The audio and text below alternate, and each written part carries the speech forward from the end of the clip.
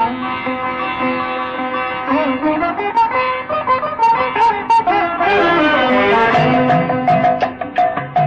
புகழும் புண்ணிய கதை ராமனின் கதையே, உங்கள் செவி குளிர பாடிடுவோம் கேளுங்கள் இதையே. ஜகம் புகழும் புண்ணிய கதை ராமனின் கதையே, உங்கள் செவி குளிர பாடிடுவோம் கேளுங்கள் இதையே. ஜகம் புகழும் புண்ணிய கதை ராமனின் கதையே.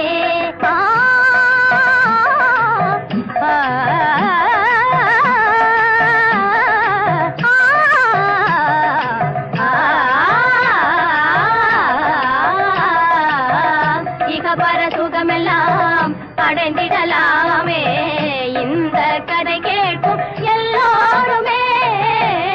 இகபர சுகமெல்லாம் அடைந்திடலாமே இந்த கதை கேட்கும் எல்லோருமே.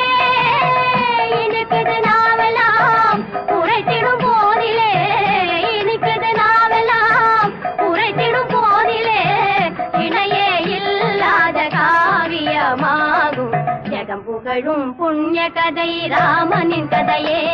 உங்கள் செவி குளிர பாடிடுவோம் கேளுங்கள் இதையே.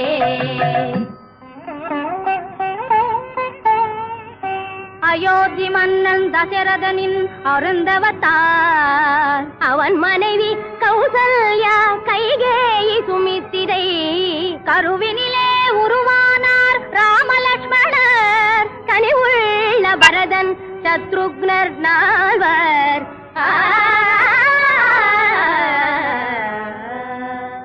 நாட்டினர் போற்றவே நால்வரும் பலகலை ஆற்றலும் அடைய மன்னன் வளர்த்து வந்தானே. காட்டில் கௌசிகள் யாகத்தை காக்கவே கண்மணி ராமலட்சுமணரை அனுப்பினனே, கண்மணி ராமலட்சுமணரை அனுப்பினனே.